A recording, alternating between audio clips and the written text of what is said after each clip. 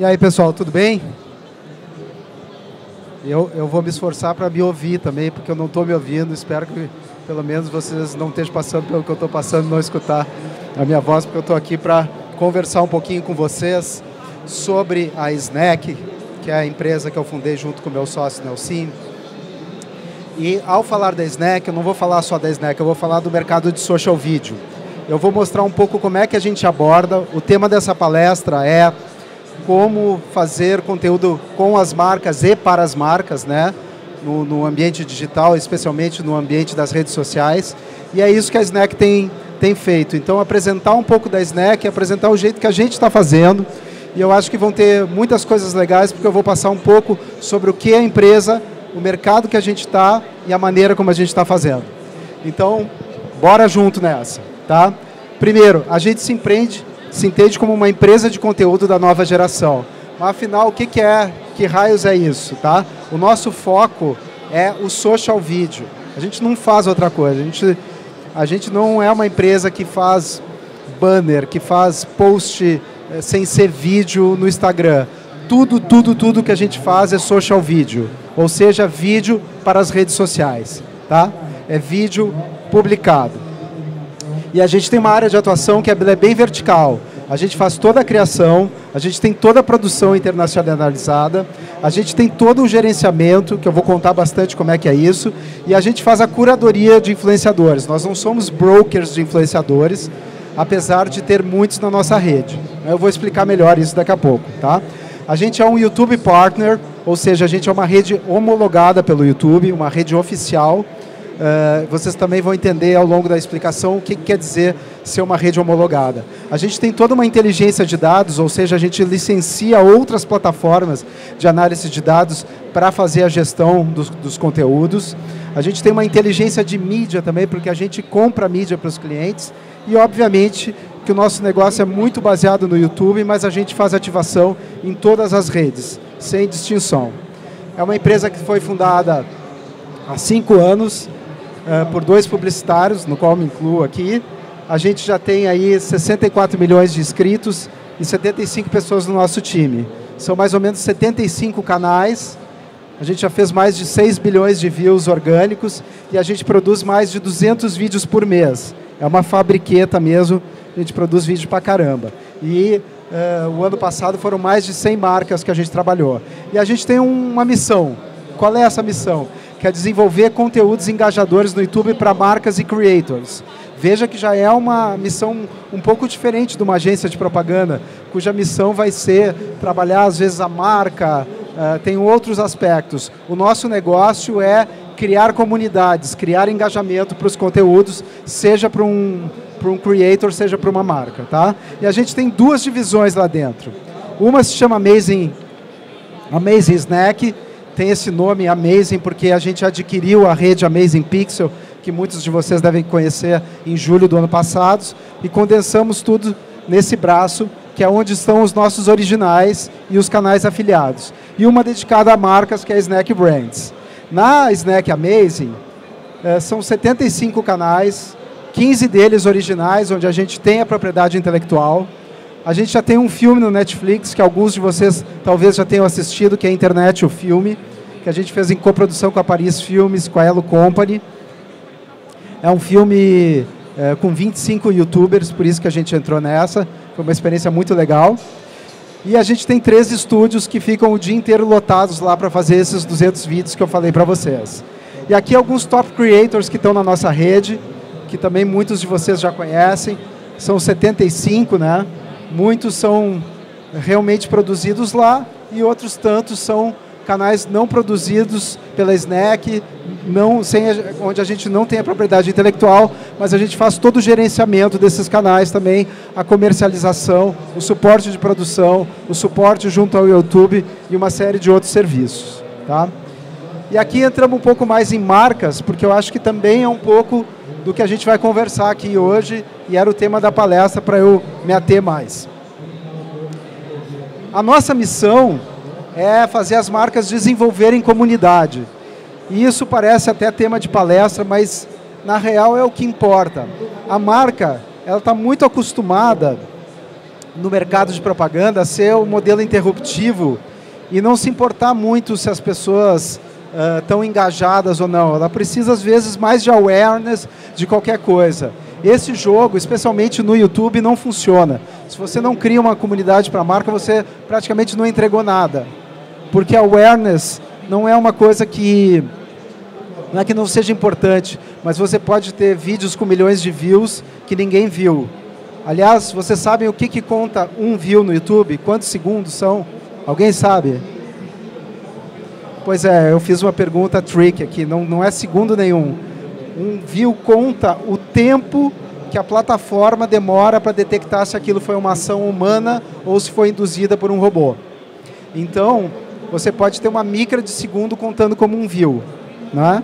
Então, isso não chega a ser uma entrega que você vai fazer. O que você tem que entregar mesmo são comunidades. Você criar comunidades engaudiadas. E nessa área, a gente tem o orgulho de ter o maior canal de marca do Brasil, que eu vou falar um pouquinho dele. A gente tem mais outros 10 canais de marca, que a gente trata as marcas como publishers. Fizemos mais de 100 projetos, né, para as marcas no ano passado e usamos mais de 200 creators no ano passado. Aqui estão alguns dos nossos clientes mais recentes. E falando um pouco de um dos canais que praticamente começou o nosso negócio, que é o Mundo da Menina. Vejam só que maluquice, o maior canal de marca da América Latina se chama Mundo da Menina, para uma marca de calçados para meninas de Birigui. Quer dizer, a marca de maior sucesso no YouTube Brasil com views orgânicos é uma marca de Birigui. Isso é muito legal, que mostra o cenário de oportunidades que a gente tem. Uma marca que teve cabeça para fazer conteúdo mesmo e não simplesmente fazer comerciais esticados. É um canal que não sei se vocês conhecem, ele trata de assuntos para meninas makers. Eu vou mostrar um trechinho dele, antes de dizer aqui que ele já está com 472 vídeos publicados, faz 17 milhões de views orgânicos por mês para essa marca, tá? E já está com 2,7 milhões de inscritos.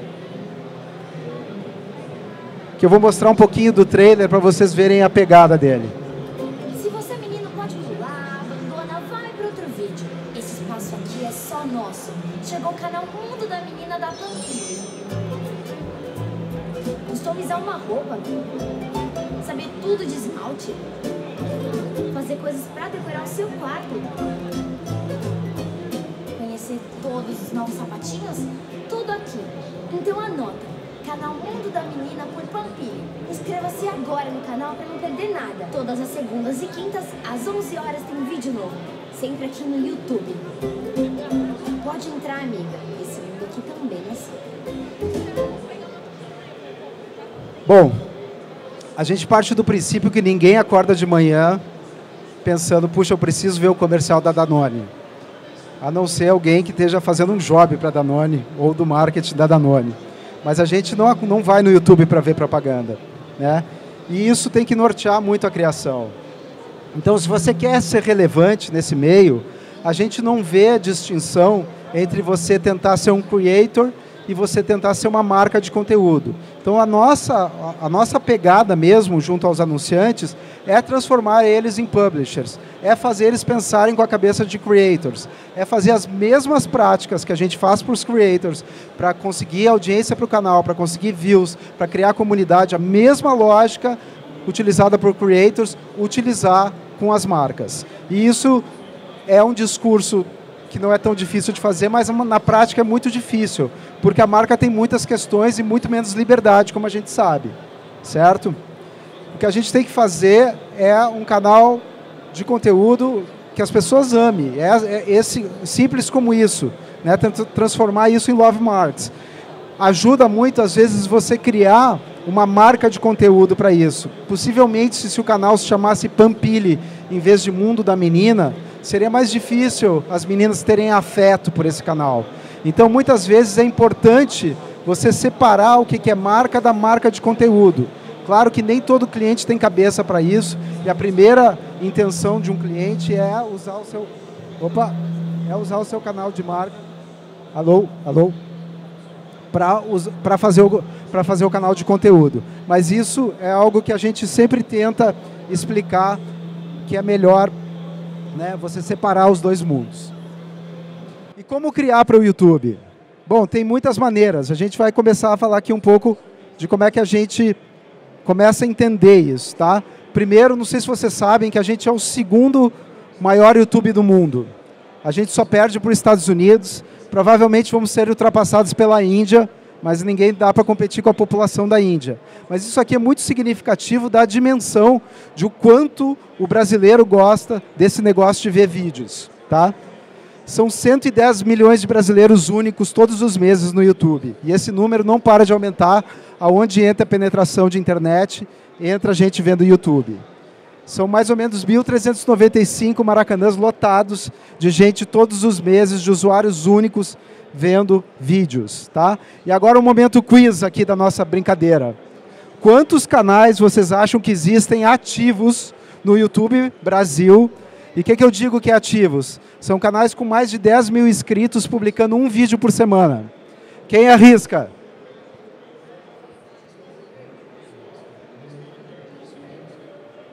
Vamos lá. Acertou quem disse a B. Esse número não para de crescer. Gente, tem mais gente produzindo regularmente para o YouTube do que contabilistas no Brasil. Vocês já pararam para pensar nisso? Gente que está fazendo das suas vidas, né, a produção de vídeo, sendo um produtor regular. Claro que aqui tem duplicidade de gente que tem mais canais, tem marcas, tem tudo, mas é um número assombroso. Quando a Snack começou em 2013, eram 90 mil canais. A progressão é muito grande. Quantos desses canais têm acima de 10 milhões de inscritos? Alguém? 31 canais. Isso também é uma... Vejam também, é um número grande se a gente pensar, 31 canais com 10 milhões de inscritos, mas é um jogo concentrado. Daqueles 630 mil, 10 estão lá no topíssimo da pirâmide, né? E quantos acima de 1 milhão de inscritos? A gente agora já banaliza, né? Aquele canal só tem 1 milhão de inscritos. Dos 630 mil, quantos conseguem chegar lá? Quem arrisca? Então, 1.084. É muito louco também. É um número grande, mas vejam, é um jogo concentrado. Não é fácil chegar lá. Então, vocês que têm amigos, que têm um canal de 1 milhão de inscritos, por favor, depois dessa apresentação, telefonem, escrevam para cumprimentar. E qual o maior canal de YouTube do Brasil? Bom, isso todos sabemos, né, que é o Condzilla, com a marca de 47 milhões de inscritos. Ele é um dos maiores canais do mundo, inclusive em visualização. Em fevereiro do ano passado, ele foi o segundo canal mais assistido no mundo, só perdendo para o Condzilla da Índia, que é o T-Series. Agora eu falei que a gente ia percorrer como criar, tanto para as marcas quanto para os creators. E a gente, dentro da Snack, tem 4 palavrinhas mágicas, que é frequência, linha editorial, linguagem nativa e análise de dados. Vamos lá. Frequência. Alguém sabe aqui por que frequência é tão importante? Alguém já parou para pensar? Isso aqui é muito importante, gente, a gente se atentar. Essa pizza que vocês estão vendo é de um maluco que fez a engenharia reversa do algoritmo do YouTube. Ou seja, qual é a principal instrução para que um vídeo seja impulsionado na plataforma. E vocês vejam que nessa pizza não tem views. Aonde está views ali? Não tem. 85% do que impulsiona um vídeo dentro dessa plataforma é watch time. Watch time, que pode ser também posto em outras palavras como número de minutos acumulados assistidos. Ou seja, o view é uma consequência. O que importa é acumular minutos. Portanto, se você não publicar muitos minutos, você nem é candidato a ser um vídeo impulsionado ou um canal impulsionado. Você tem que ter uma frequência de publicações para que você tenha uma biblioteca de minutos para que ela seja candidata a ser impulsionada. Vejam que, obviamente, que likes, comments e shares são importantes, mas eles também não compõem a parte principal do algoritmo. O que você tem que fazer é gerar o watch time. Nem sempre o vídeo de mais views é o vídeo que gerou mais watch time. Watch time é uma relação entre retenção e número de views. Portanto, esse é o jogo do YouTube. Watch time. Então, ó, o que é isso? É número de views versus a retenção dos vídeos. Você vai ter o watch time. A gente brinca com o nosso nome. Você não tem que dar tanta atenção para o view, você tem que dar atenção para o pacote. Você não tem que fazer a pessoa comer um Doritos, você tem que fazer ela comer o saquinho. Portanto, também você não tem que botar tanta energia em um Doritos. Um Doritos não pode ser perfeito, não precisa ser perfeito. Ele vai ser consumido rápido.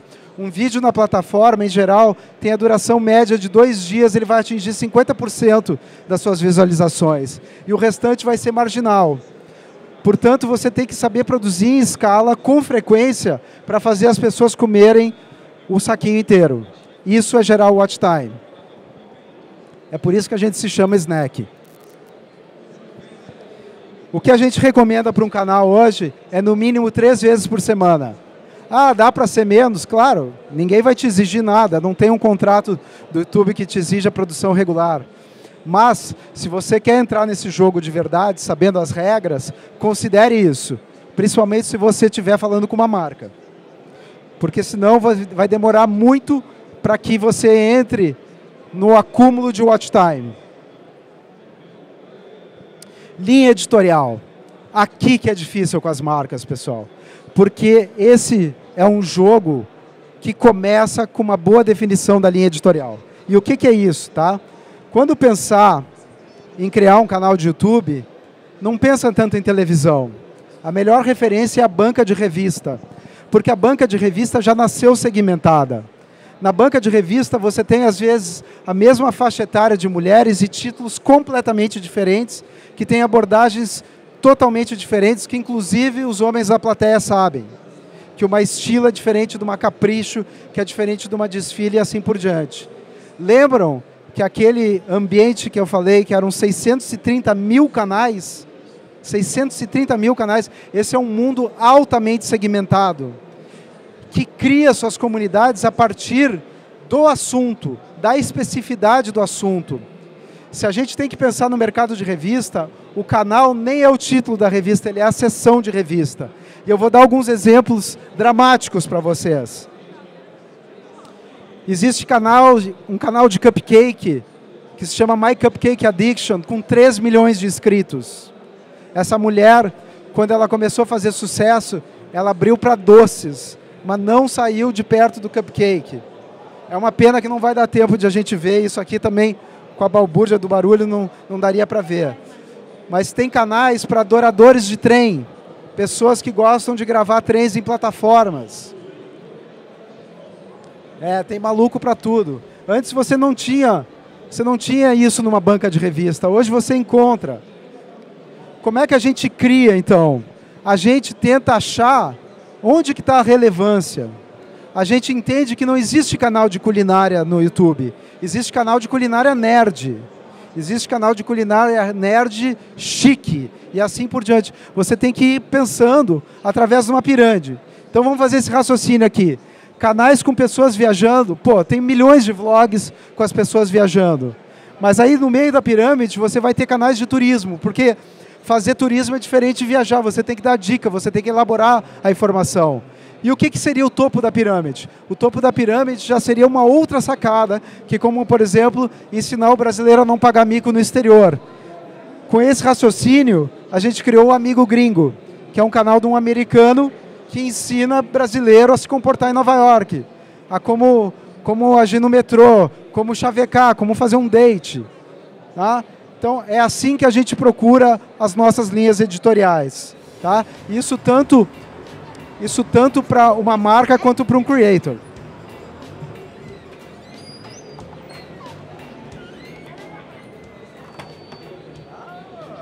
Você é turista, né?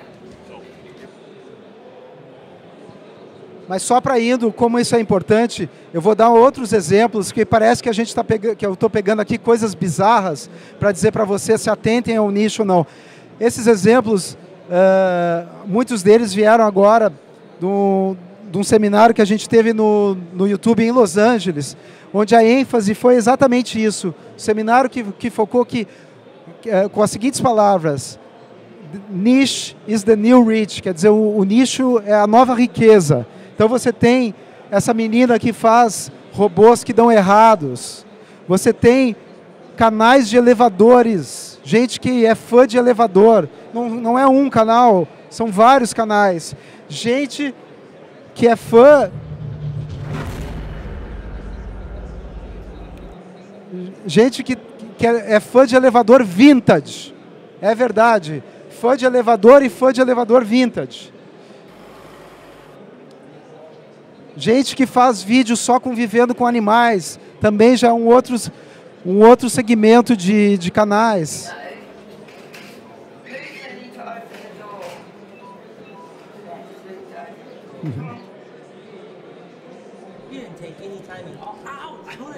Há de tudo, e as pessoas vão criando comunidades em torno disso.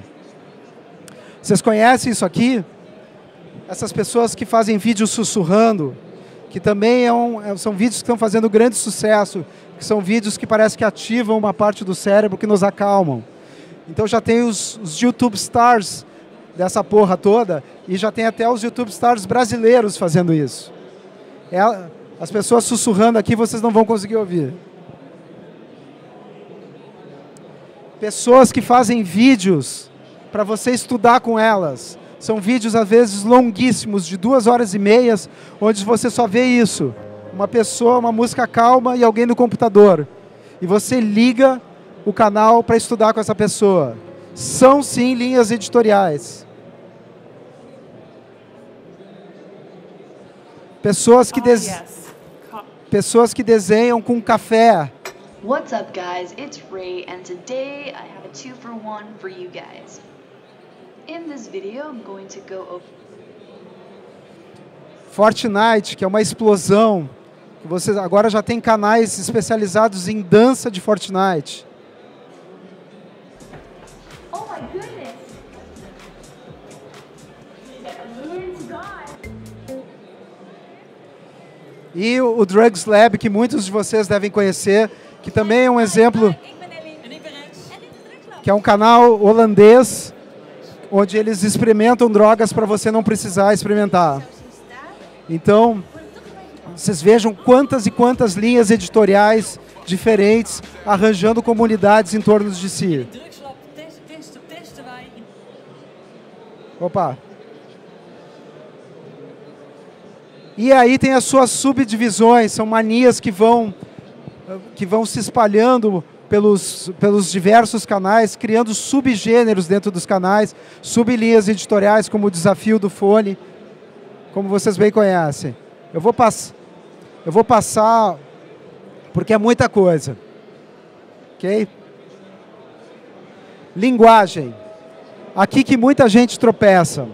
Para falar de linguagem, vamos fazer a seguinte reflexão. Cada meio consagra os seus gêneros principais. O cinema começou como um experimento lá dos irmãos Lumière, mas ele ganhou impulso quando? Quando encontrou a comédia romântica, quando encontrou o western, o filme de terror. São gêneros específicos do cinema. Quando a gente vai falar de televisão, é a mesma coisa. Você vai ter o seriado, você vai ter a novela, o programa de auditório. Gêneros típicos de quem precisa preencher grade de 24 horas.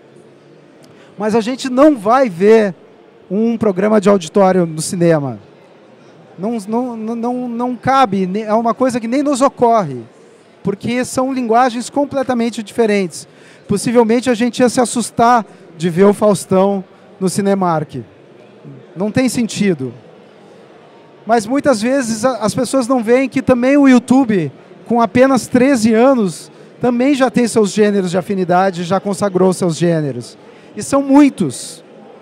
Vamos repassar alguns. A gente tem o vlog, o daily vlog, o gameplay, os desafios, as listas, os tutoriais, os sketches canastrões, os do-it-yourself,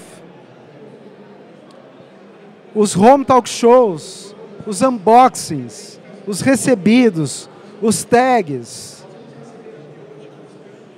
O que eu quero chamar a atenção de vocês é que não significa que você precisa se ater a um gênero para fazer com comunidades e conteúdo relevante, mas são indicativos de coisas que funcionam nessa plataforma.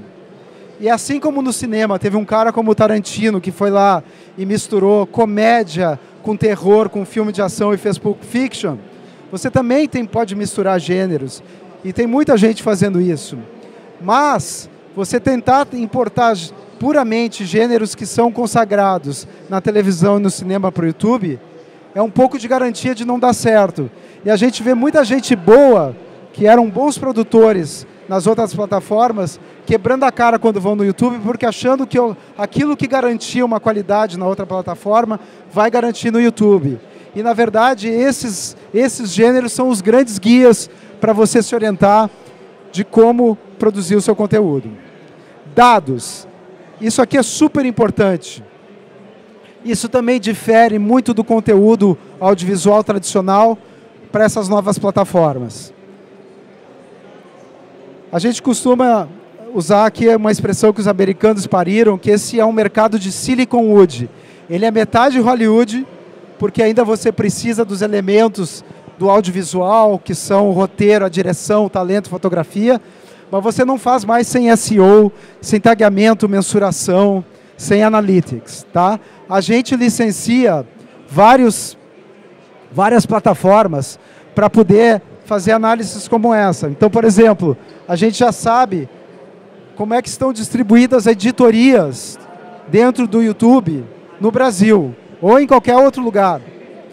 E a gente vê aqui, por exemplo, que música é um gênero de preferência e que carro tem apenas 1.200 canais. O que você vai fazer com esse dado é com você.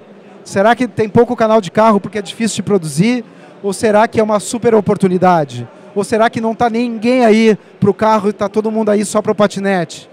Então, a partir dos dados, você começa a construir os seus conteúdos. A gente consegue descobrir um rising star no momento que ele está acontecendo. A gente viu, por exemplo, quando o Enaldinho fez 1 milhão de inscritos em 20 dias. Isso é impossível ver a olho nu hoje em dia, a não ser por sorte. E aí, esse é um momento para você falar com essas pessoas, seja para fazer um conteúdo original com essa pessoa, seja para propor por uma marca de uma maneira mais inédita. A gente fez toda o casting do Mundo da Menina, aquele que eu mostrei para vocês, com essa mensuração. A gente via as meninas que estavam explodindo na plataforma com a curva ascendente e botava elas para dentro do canal. Porque quando uma pessoa, diferente do Whindersson, que já está lá no ponto máximo da pirâmide, claro que tem muita busca por ele, mas quando uma pessoa está ascendendo, ela está num momento em que está todo mundo descobrindo. Então, se você trouxer ela para o seu conteúdo, você vai também trazer um pouco de push, de tráfego desse mesmo movimento. A gente tem outros dados para também chegar nesses influenciadores e escolher quais que são os melhores para cada projeto. Quais são esses dados? Uma das nossas plataformas gera uma taxa de influência, que é uma nota que vai de 0 a 1000. Então aqui a gente tem o PewDiePie, que é a maior nota da plataforma, 917. Ele também é o maior youtuber do mundo em número de inscritos, como vocês bem sabem. E o que mede essa nota? Ela tem 3 fatores. Ela mede o alcance, que é diz respeito aos views e os inscritos, né? Ela mede o engajamento, que é comments, likes e shares. E, não menos importante, ela mede a atividade do canal, que é relativa ao número de uploads que essa pessoa faz, com que frequência, se ela responde aos comentários, se ela dá like no canal dos outros, se ela é um membro da comunidade. Porque você pode ter um alto alcance, até um engajamento alto e uma baixa atividade do canal. Por exemplo, Porta dos Fundos dificilmente vai responder alguém nos comentários. Então aqui só para a gente brincar, os 3 mais influentes do Brasil, segundo a plataforma, é o Whindersson, Felipe Neto e o Você Sabia. Só que olha que legal, isso aqui é do Brasil, mas a gente pode fazer recortes. Eu posso fazer para marcas. Eu sei quais são os canais de beauty mais influentes do Brasil. Eu posso fazer um recorte também com outras camadas. Quais são as meninas de beauty com até 1 milhão de inscritos que são as mais influentes? Provavelmente essas 3 aqui são as próximas a explodir. E aí eu posso também conversar com elas. Então a gente vai usando, você pode fazendo 1000 recortes aqui. Outro elemento que a gente usa muito é o V30. O que é o V30? Nada mais é um cálculo que a plataforma faz, pegando os 90 dias passados do canal, em termos de views, e projetando quantos views orgânicos vai dar por vídeo esse canal. Então você já sabe, quando for fazer uma ação dentro desse canal, quanto esperar de resultado orgânico, certo? Então eu já sei, por exemplo, que Futirinhas nos próximos 30 dias vai dar 131 mil por vídeo. Tá? Aí a gente pode fazer também os filtros dos creators com maior alcance por vídeo. Essa menina aqui estava fora do nosso radar. Ela se chama Yasmin Veríssimo, apareceu por agora. Ela está fazendo os boçais, quase 20 milhões de views por vídeo. Ela é uma YouTube Star Mirim em ascendência, assim, tremendamente, ainda muito longe do radar das marcas, por exemplo. E agora, para finalizar e abrir um pouco para perguntas para vocês, como é que a gente pode usar os dados para criar e refinar o conteúdo? Isso é muito legal. Vamos partir da hipótese, que eu queira fazer um conteúdo de futebol. Vamos abrir um canal de futebol. Bom, eu posso fazer um recorte, pedir para a plataforma me dar quais são os vídeos mais engajados de todos os tempos em futebol no YouTube Brasil. E aí eu vou ter uma lista.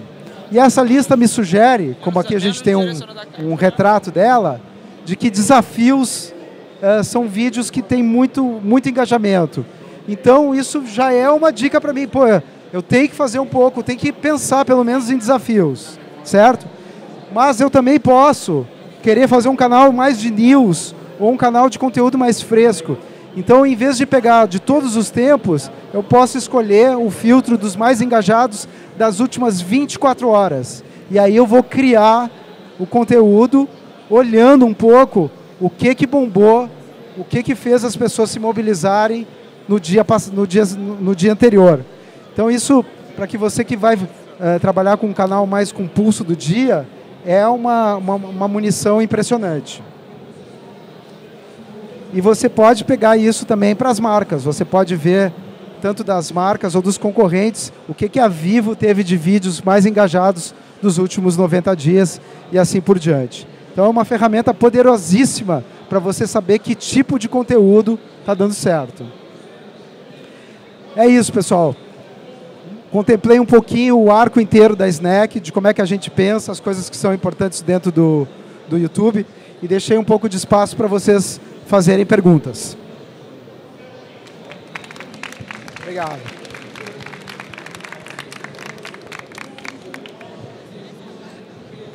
Oi, Vitor, tudo bem? Eu sou o Vinícius e a minha pergunta é o seguinte: você que convive com todos esses creators, você consegue enxergar um padrão? O que faz deles todos um grande sucesso?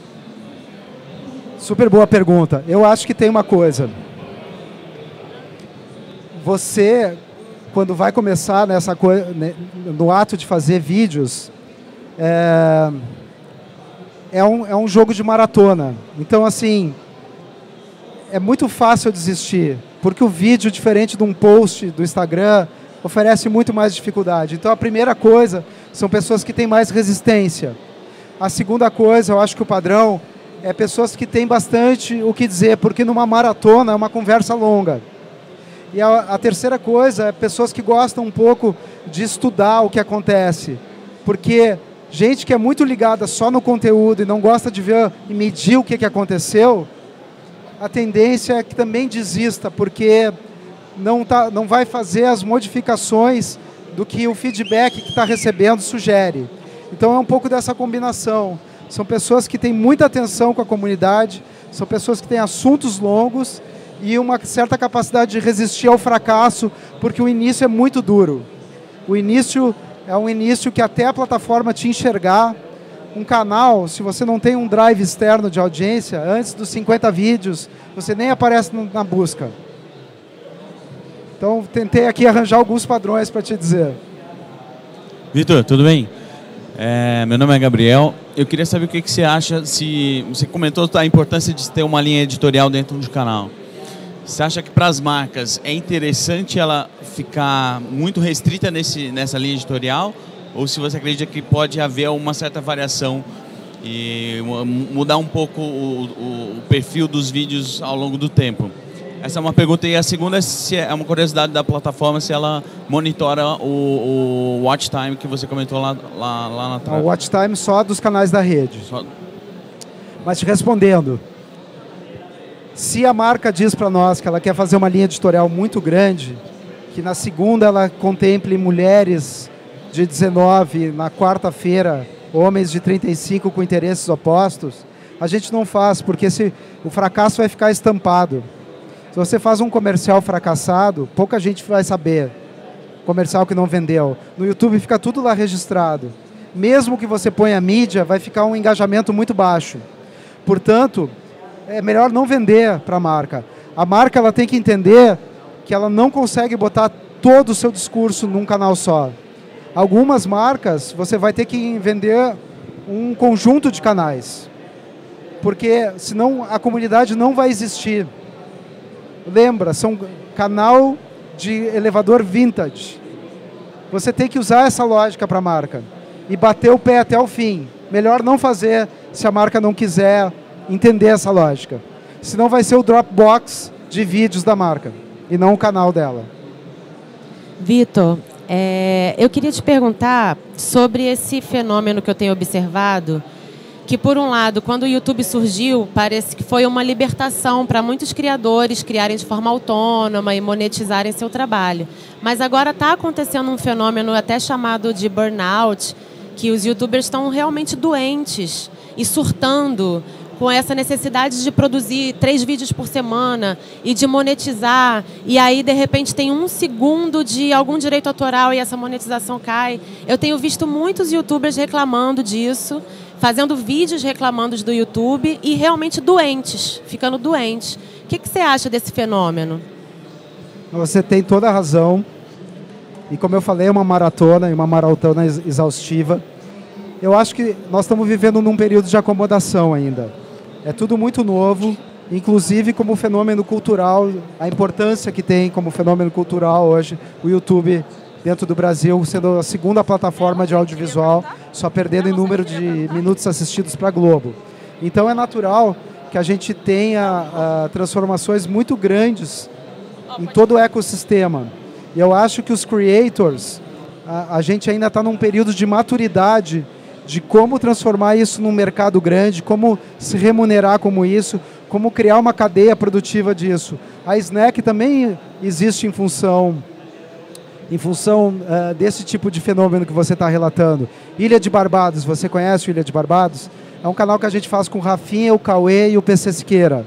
É um canal que só existe porque eles também cansaram um pouco de editar os seus vídeos e de ter que se pautar, e de ter que editar, e de ter que fazer vender, etc. e tal. Então a gente funciona quase como uma célula facilitadora, né, onde eles vão lá só fazer o que eles têm de melhor, que é o conteúdo mesmo, o que eles falam, a interação entre eles.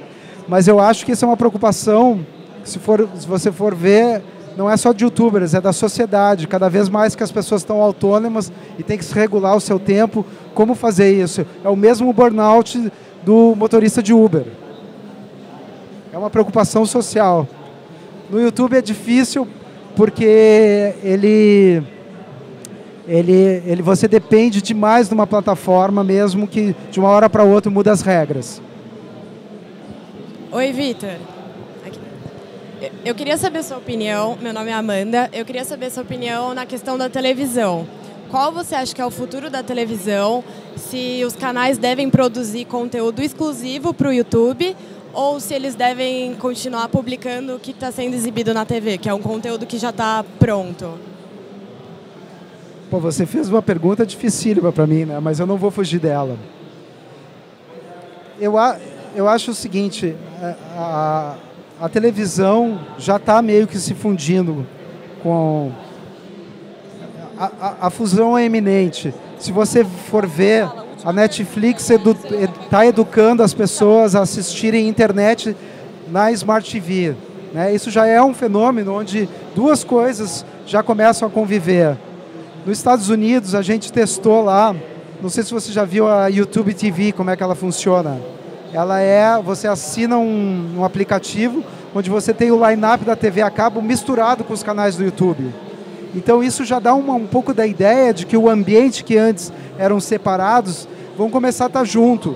A tal maneira que você vai ter num aplicativo o Whindersson competindo com a National Geographic, no mesmo ambiente. Então não vai mais fazer um pouco de distinção o que é uma coisa e o que é outra.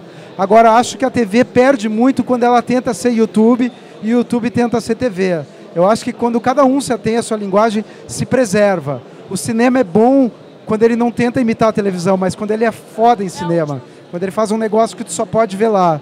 Eu acho que a sobrevivência da televisão é ela ser cada vez mais TV. Uma última pergunta para você. Essa é mais relacionada ao burnout, acho que é mais até para a moça que estava preocupada. Nosso canal é um pouco fora da curva, mas desde o começo eu não queria criar um conteúdo semanal, a ideia era criar um conteúdo muito bem feito, com conteúdo muito bem escrito, então a gente postava basicamente uma vez por mês. A gente também é fora da curva na questão de AdSense, a gente não tem o AdSense habilitado, tem nenhum vídeo nem antes nem depois do canal, a gente acredita que se uma marca quer aparecer, ela vai ter que pagar de negociar direto com a gente, meio doido. Mas o 12º vídeo a gente foi de 7 para 170 mil inscritos, com 12 vídeos.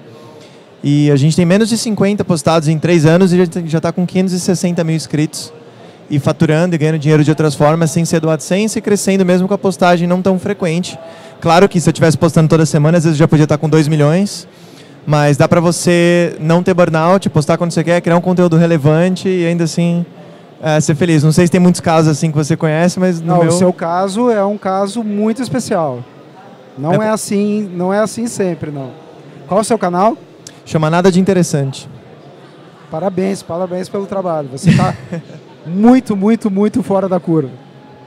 Valeu, então é possível, acredite. Eu queria ter uma pergunta, mas eu esqueci. Acabou, pessoal. Muito obrigado.